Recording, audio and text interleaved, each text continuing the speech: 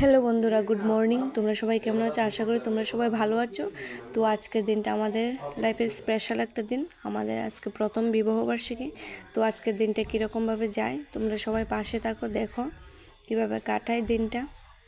তো এই দিয়ে স্নান টান করে রেডি হয়ে গেলাম। তো হ্যালো গাইস, এখন স্নান টান করে রেডি হইতেছি।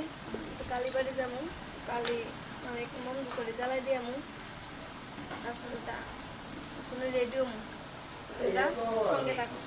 দিয়ে কালীবাড়ি যেতেছি।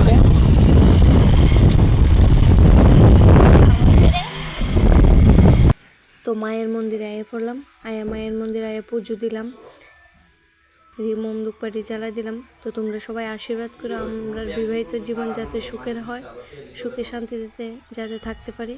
তো এদিকে মায়ের মন্দিরের কিছু ক্লিক নিয়ে নিলাম। দেখো, পূজা দিয়ে তারপরে এদিকে চলে আসলাম বাড়ির মধ্যে।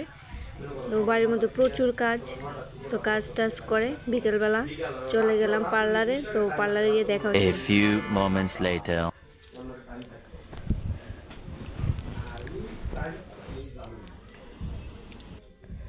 তো এদিকে আমার সাজ হয়ে গেল কমপ্লিট।